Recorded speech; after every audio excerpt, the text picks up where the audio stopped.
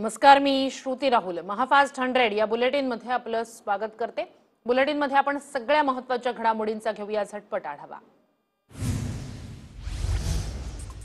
मुख्यमंत्री उद्धव ठाकरे आज पालघर जिल्ह्याच्या दौऱ्यावर जाणार आहेत. या दौऱ्यासाठी मुख्यमंत्री उद्धव ठाकरे यांनी जाणीवपूर्वक गावांची निवड केल्याचं समजतंय.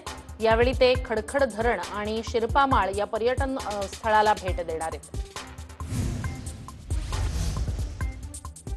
नाना पटोले आज ऐतिहासिक ऑगस्ट क्रांती मैदान इथे काँग्रेसच्या प्रदेशाध्यक्षपदाचा पदभार स्वीकारणार आहेत. महाराष्ट्र प्रभारी एच.के. पाटील यांच्या प्रमुख उपस्थितीत ते पदभार स्वीकारतील.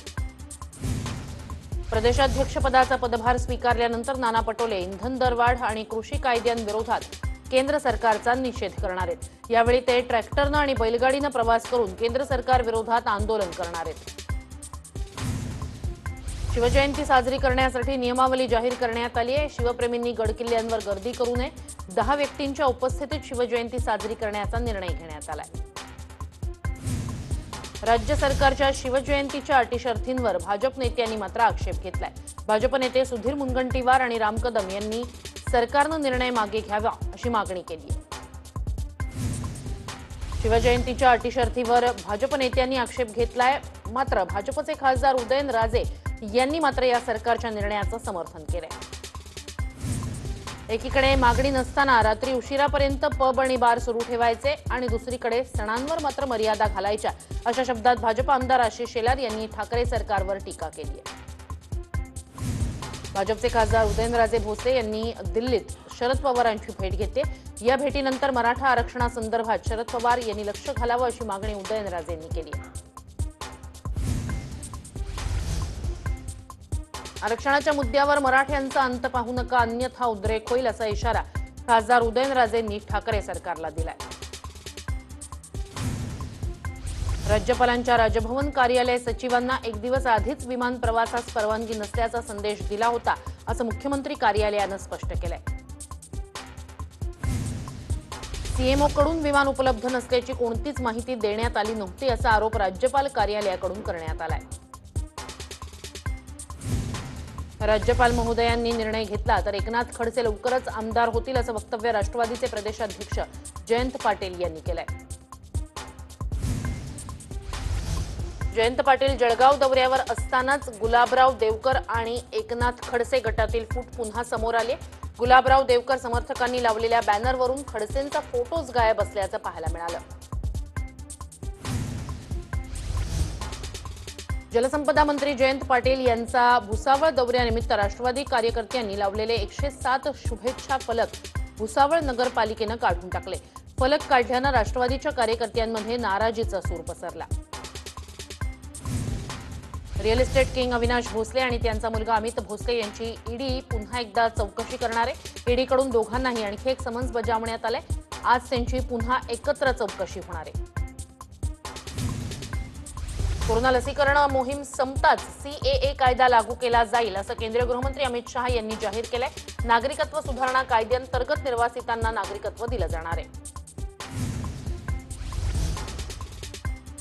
जिल्हा नियोजन आराखड्यातील 3% निधी यापुढे महिला आणि बालविकासाच्या योजनांसाठी राखीव असेल अशी माहिती उपमुख्यमंत्री अजित पवार यांनी दिली आहे. राज्यातील जिल्ह्यांच्या जिल्हा नियोजन समित्यांच्या उत्कृष्ट कामगिरीसाठी नवे निकष जारी करण्यात आले. त्यानुसार उत्कृष्ट कामगिरी करणाऱ्या जिल्ह्यांना 50 कोटींचा अतिरिक्त निधी देणार असल्याचं उपमुख्यमंत्री अजित पवार यांनी सांगितलंय. पुण्यातील नवले ब्रिज ते कात्रज दरम्यानच्या रखडलेल्या रस्त्याचा विषय लोकसभेत प्रश्नोत्तराच्या तासादरम्यान खासदार सुप्रिया सुळे यांनी उपस्थित केला. यावेळी केंद्रीय मंत्री नितीन गडकरी यांनी या रस्त्याचं काम 6 महिन्यात पूर्ण होईल असं आश्वासन दिलं. मनसे आमदार राजू पाटील यांनी उपमुख्यमंत्री अजित पवार यांची भेट घेतली. यावेळी त्यांनी 27 गावांच्या विकासासाठी बजेटमध्ये 500 कोटींच्या विशेष पॅकेजची मागणी केली. नाशिकमधील मनसेचे माजी महापौर अशोक मुर्तडक यांच्या नेतृत्वात भाजपसाठी काम केलेल्या काही शिक्षकांनी मनसेत प्रवेश केला. मनसे अध्यक्ष राज ठाकरे यांच्या उपस्थितीत कृष्णकुंज निवासस्थानी हा पक्षप्रवेश झाला.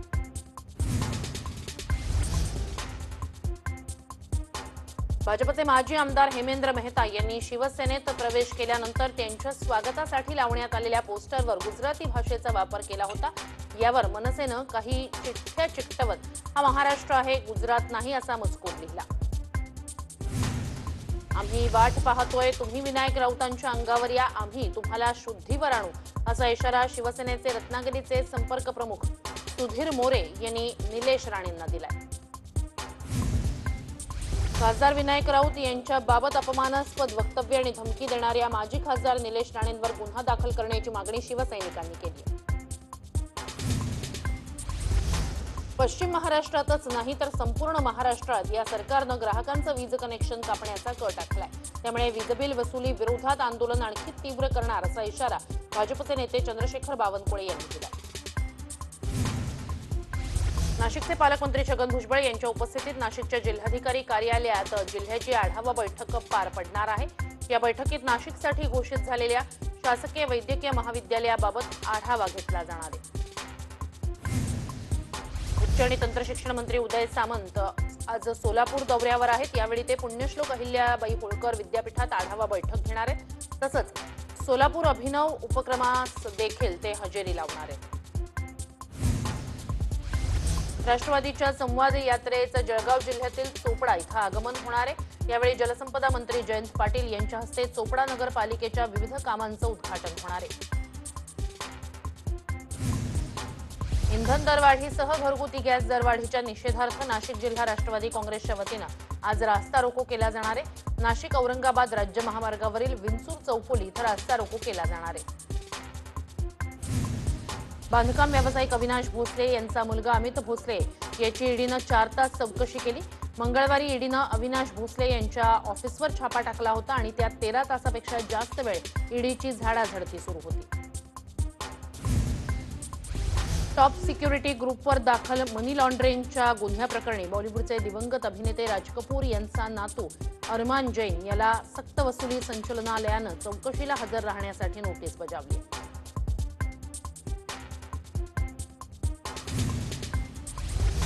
राज्यात मागील कोरोनामुक्तांसह कोरोनाबाधितांची संख्या देखील वाढली.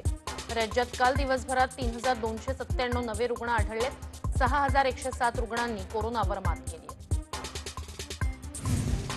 सर्वसामान्यांसाठी लोकल सुरू झाल्यानंतर कोरोनाबाधित रुग्णांची संख्या वाढल्याचं दिसतंय. गेल्या 10 दिवसात मुंबईत 4237 रुग्णांची भर पडली.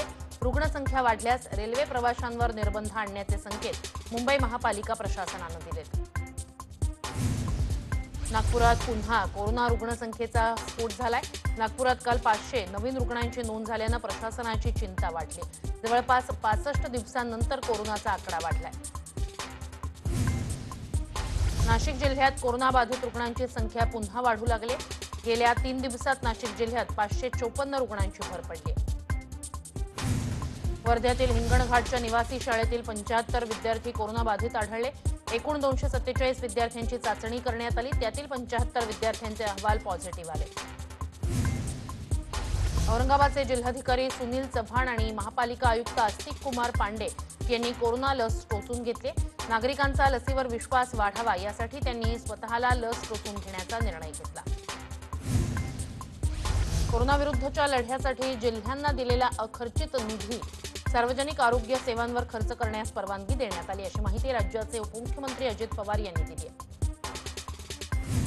सर्वसामान्यांना परवडणाऱ्या दरात कोरोना विषाणू संसर्ग चाचणीसाठी फिरत्या प्रयोगशाळांची सुविधा उपलब्ध करून देणार असल्याचं मुख्यमंत्री उद्धव ठाकरे यांनी सांगितलंय. चीननं बीबीसी वर्ल्ड न्यूजच्या प्रसारणावर बंदी घातली. बीबीसीनं चुकीची पत्रकारिता केल्यानं चीनच्या राष्ट्रीय हिताचं नुकसान झाल्याचा ठपका ठेवत ही बंदी घातली गेली. राज्यपाल भगतसिंग कोश्यारी यांना विमान प्रवास परवानगी नाकारल्याच्या मुद्द्यावरून भाजप नेते चांगलेच आक्रमक झालेत.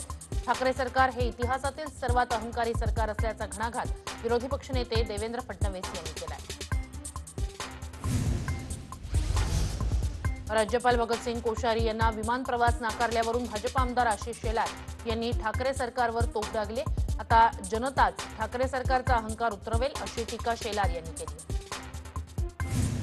माझा खाजगी दौरा नव्हता. सरकारनं काही कारणास्तव परवानगी न दिल्यानं मी खाजगी विमानानं देहरादूनला आलो, अशी प्रतिक्रिया राज्यपाल कोश्यारी यांनी दिली. राज्यपालांना विमानाची परवानगी नाकारल्याबाबत काहीच माहिती नाही, अशी प्रतिक्रिया उपमुख्यमंत्री अजित पवार यांनी दिली. नेमकं काय घडलं याची अधिकाऱ्यांकडून माहिती घेऊन त्यावर बोलेन असं उत्तर अजित पवार यांनी दिलंय. राज्यपालांना विमान प्रवास नाकारणं हा राज्य सरकारचा कटुपणा आहे अशी टीका भाजप प्रदेशाध्यक्ष चंद्रकांत पाटील यांनी केली आहे. महाविकास आघाडी सरकार सूडाचं राजकारण करतंय असंही चंद्रकांत पाटील यांनी म्हटलंय. राज्यपालांना विमानातून उतरवण्यात आलं, जनता सरकारला सत्तेतून उतरवेल अशी टीका भाजप नेते सुधीर मुनगंटीवार यांनी केली आहे. इतकंच नाही तर राज्यपालांची सरकारनं क्षमा मागावी अशी मागणीही मुनगंटीवार यांनी केली आहे.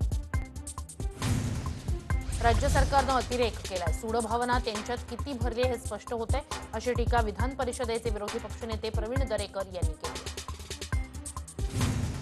राज्यपालांचा अवमान करण्याचा कुणाचाही हेतू नाही अशी प्रतिक्रिया मंत्री सुभाष देसाई यांनी दिली आहे. राज्य सरकार आणि मुख्यमंत्र्यांचं मन छोटं नाहीये असं स्पष्टीकरणही त्यांनी दिलंय. महाविकास आघाडी सरकारनं राज्यपालांचा नेहमीच आदर केलाय, त्यांचा अवमान कदापिही होणार नाही अशी प्रतिक्रिया शिवसेना खासदार विनायक राऊत यांनी दिली आहे. कोरोना संकटाच्या काळात राज्य सरकारनं ग्रामसभांवर घातलेली बंदी उठवली. सोशल डिस्टन्सिंग आणि कोविड-19च्या अनुषंगानं राज्य सरकारनं घालून दिलेल्या सर्व नियमांचं पालन करून ग्रामसभांना आयोजन करण्यास पुन्हा परवानगी देण्यात आली. वातावरण बदल मुंबईकरांसाठी त्रासदायक ठरत असल्याचं दिसतंय. मुंबईत सर्दी, ताप, खोकल्याचे रुग्ण वाढल्यानं चिंता वाढली. त्यासाठी मुंबई महापालिकेच्या सर्व हॉस्पिटल्समधील ओपीडी नर्सिंग होम सुरू करण्यात आले. राज्य शासनाच्या निर्णयानुसार सावित्रीबाई फुले पुणे विद्यापीठाशी संलग्न महाविद्यालय सोमवारपासून सुरू होणार आहेत. महाविद्यालय सुरू करण्याबाबत पुणे महापालिकेनंही परवानगी दिली आहे. सोमवारपासून राज्याप्रमाणे मुंबईतील महाविद्यालयही सुरू होण्याची शक्यता वर्तवण्यात येत होती. मात्र मुंबई महापालिका प्रशासनानं अद्याप याबाबत कोणताही निर्णय जाहीर केलेला नाही असं आयुक्त इक्बाल सिंग चहल यांनी स्पष्ट केलंय. केंद्रीय माध्यमिक शिक्षण मंडळाचं नवीन शैक्षणिक वर्ष 1 एप्रिलपासून सुरू होणारे 9वी आणि 11वीच्या परीक्षा घेण्याची सूचनाही मंडळानं दिली आहे. कोरोनामुळे 1ली ते 4थी पर्यंतच्या शाळा बंद आहेत, त्यामुळे शिष्यवृत्ती मिळेल की नाही असा संभ्रम होता. मात्र शासनानं विनाअट शिष्यवृत्ती देण्याचं नुकतंच जाहीर केलंय, त्यामुळे राज्यातील हजारो आदिवासी विद्यार्थ्यांना दिलासा मिळालाय. इंधन महागल्यानं देशांतर्गत विमान प्रवासही महागलाय. केंद्र सरकारनं भाड्यांवरील मर्यादा 30% वाढवल्यानं ही भाडेवाढ होणार आहे. याची तात्काळ अंमलबजावणी करण्याचे निर्देश सरकारनं दिले.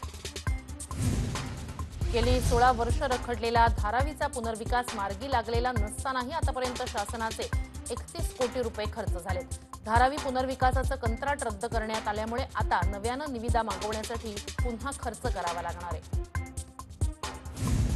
यंदा पावसाळी आणि उन्हाळी कांद्यावर संक्रांत ओढवल्यानं कांदा पुढील महिना 75 गाठण्याची शक्यता वर्तवली जाते. महाराष्ट्रात गुटखा विकणाऱ्यांना आता 10 वर्षाची शिक्षा होणार आहे. कलम 328 अंतर्गत कारवाई करण्यासंदर्भातील याचिका अन्न आणि औषध विभागानं सुप्रीम कोर्टात दाखल केली होती, ती कोर्टानं मान्य केली. अग्निशमन दलात जीप, मोटार गाडी अशी हलकी वाहनं चालवण्यासाठी 54 वाहन चालक कंत्राटी पद्धतीनं घेण्याचा वाद चिघळण्याची चिन्ह आहेत. मुंबई फायर सर्व्हिसेस युनियननं या कंत्राटाला विरोध केलाय. मुंबई ते अहमदाबाद बुलेट ट्रेन प्रकल्पातील सुरुवातीच्या वांद्रे कुर्ला संकुल स्थानकातील जागेचा तिढा अद्याप कायम आहे, त्यामुळे इथे स्थानक उभारणीसाठी राबवण्यात येणारी निविदा प्रक्रिया लांबणीवर पडण्याची चिन्ह आहे. कोरोनामुळे मागील वर्षभरापासून बंद असलेलं कुलाबा इथलं जहांगीर कला दालन पुन्हा एकदा रसिकांसाठी खुलं होणार आहे. 16 फेब्रुवारीपासून इथे प्रदर्शनाचं आयोजन केलं जाणार आहे. तांत्रिक आणि परिरक्षण विषयक कामांसाठी मुंबई महानगरपालिकेचं संकेतस्थळ 2 दिवस बंद राहणार आहे. 13 फेब्रुवारी संध्याकाळी 7 वाजल्यापासून ते 13 फेब्रुवारीच्या दुसऱ्या दिवसापर्यंत हे संकेतस्थळ बंद राहणार आहे.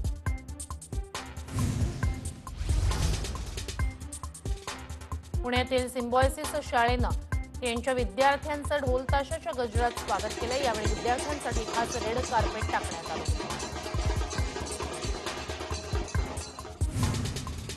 नागपूर शहरात 1.5 लाखांपेक्षा जास्त अनधिकृत नळ जोडण्या असल्याचं समोर आलंय. या अनधिकृत नळ जोडण्यांमुळे मनपाला मोठा आर्थिक भार सहन करावा लागतोय.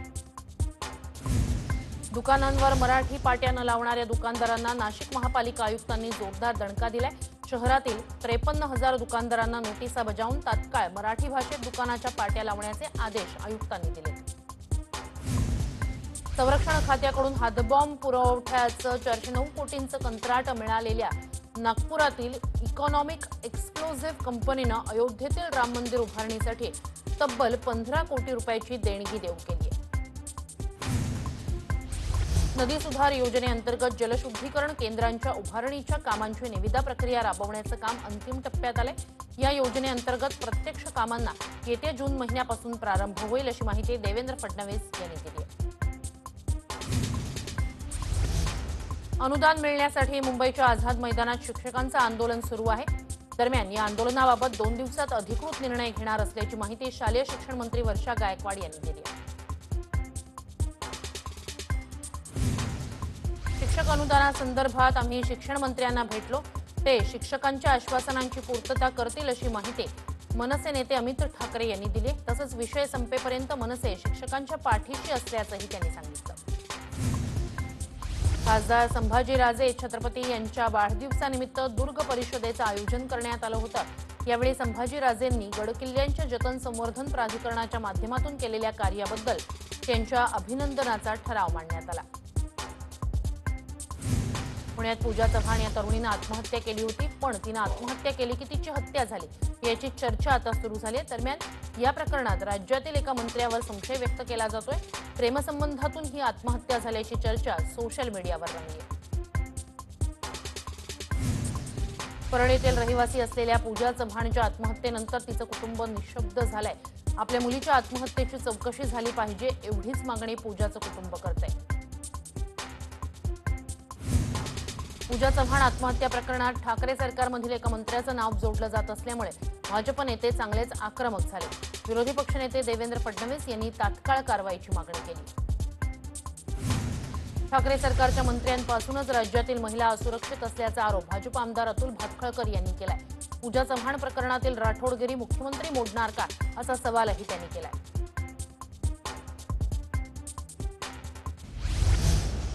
पुण्यातील पूजा चव्हाण आत्महत्या प्रकरणात भाजप नेत्या पंकजा मुंडे यांनी उडी घेतली. पूजा चव्हाण ही माझ्या मतदारसंघातील तरुणी आहे. तिच्या मृत्यूची सखोल चौकशी झालीच पाहिजे अशी मागणी त्यांनी केली. भिवंडीच्या वाडा तालुक्यातील चांबळे गावात थकीत वीजबिल वसुलीसाठी गेलेल्या महावितरणच्या अधिकाऱ्याला मारहाण झाल्याची घटना घडली. दरम्यान आरोपींना तात्काळ अटक करावी अन्यथा काम बंद आंदोलनाचा इशारा महावितरणच्या कर्मचाऱ्यांनी दिला. बुलढाण्यातील मलकापूरचे माजी नगराध्यक्ष हाजी रशीद खा जमादार यांच्या वाढदिवशी तलवारी घेऊन नाच केल्यानं त्यांच्यावर गुन्हा दाखल झालाय. या प्रकरणी 2 आरोपींना अटक झाली आहे. 5 तलवारी जप्त झाल्या आहेत. वेळ संध्याकाळी 7ची. देश महाराष्ट्राची महत्वाची खबरबात जाणून घ्यायची. देश आणि महाराष्ट्राच्या मोठ्या बातम्यांचं बुलेटिन देश महाराष्ट्र रोज संध्याकाळी 7 वाजता. TV9 मराठी, काळजी तुमची, हित महाराष्ट्राचं.